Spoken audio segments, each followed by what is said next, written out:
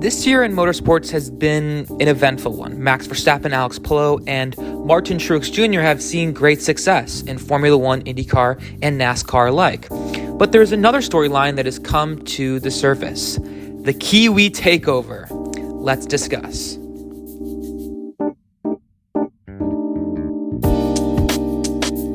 Firstly, what is meant by Kiwi? Well, Kiwi is a common reference used by New Zealanders. The name derives from the kiwi, a native flightless bird which is the national symbol of New Zealand. AKA, a Kiwi is somebody from New Zealand. Drivers such as Shane Van Gisburgen, Scott McLaughlin, and Scott Dixon all hail from the great country of New Zealand and are no strangers to success. But this year has opened the eyes of many to the true skill of these drivers.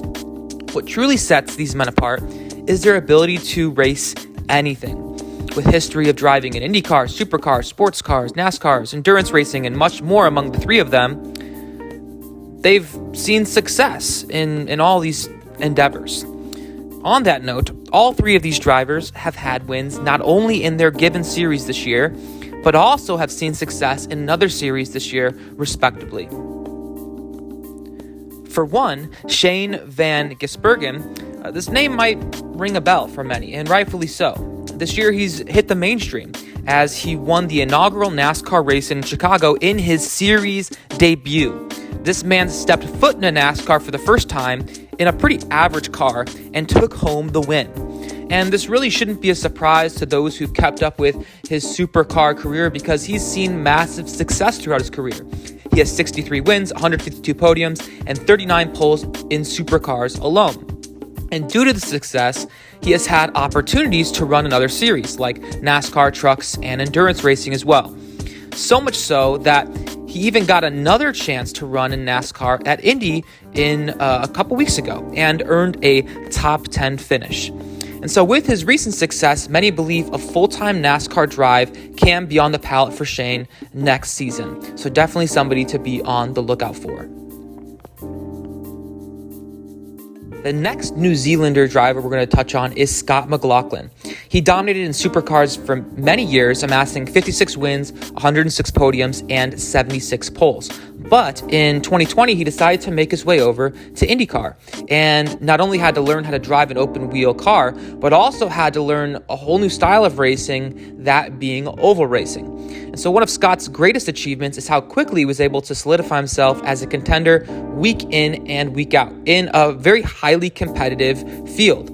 Though his first full season in IndyCar was filled with learning experiences, his past 2 years have been very competitive.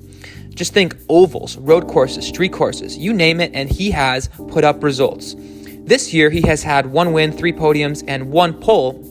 However, he is 4th in the IndyCar standings, which shows how consistent he has been this season. And if it weren't for Romain Grosjean, he would likely have had another win or podium to show for it earlier this season at St. Petersburg.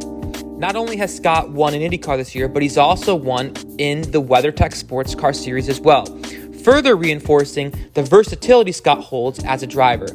But not only is Scott versatile as a driver, but also as a creator. Him and Joseph Newgarden have a YouTube channel where they film a series called Bus Bros. And so go ahead and check that out if you haven't already. But really, I think we're going to see Scott contending for an IndyCar championship in the years to come. So be on the lookout for Scott McLaughlin. The next driver is Scott Dixon. For Scott Dixon, he has been Mr. Consistency for decades now in IndyCar, where he has accumulated 53 wins, 131 podiums, and 27 poles. He may not be the most flashy, but he manages a race car better than almost anyone around. Throughout his career, he has always been in the fight. Even if he has an inferior car, he is able to manage fuel, manage tires, and accumulate tons of top 10 finishes and podiums, and really just seems like he's always in the fight, as I mentioned. Even when he may get taken out at the first lap of a race, as we saw a couple weeks ago, you really can't ever count him out. And so his most recent accomplishment was just that. He came back from the back of the field to claw his way to his 53rd win at the Indy GP just a few weeks back. In doing so, continuing his streak of winning at least one race a year in IndyCar to 19 19 years. Let me say that again. He has won at least one race every single year consecutively for the past 19 years in IndyCar. That is an amazing feat. And so just as his peers have done, Scott has also seen success in another series this year, being the WeatherTech Sports Car Championship, where he earned a podium finish. This may sound familiar because this is the same racing series in which Scott McLaughlin was able to get a win. Scott Dixon is currently second in points in IndyCar and is the only true competition for Alex Palou in the final stretch of the season. He only has one win this year, but is second in points. That shows how consistent he is week in and week out. So if you're trying to find someone to root for as the IndyCar season winds down, Scott Dixon is your guy. Besides the three drivers in the spotlight that we just mentioned, a few other drivers from New Zealand you should be on the lookout for in the coming years are Hunter McLrea and Andre Heimgartner.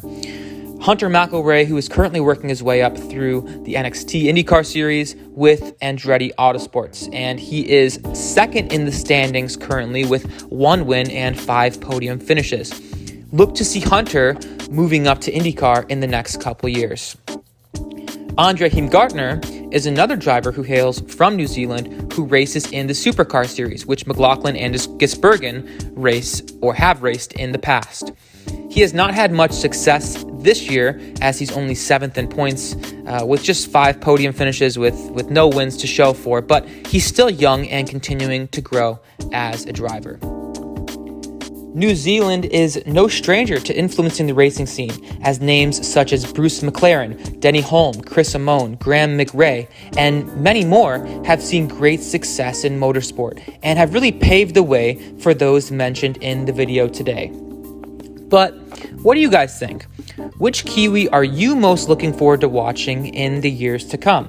Let me know in the comment section below. And if you enjoyed the video, be sure to like and subscribe to show your support, as I'm trying to get to 100 subscribers. Have a great week, and thanks for watching.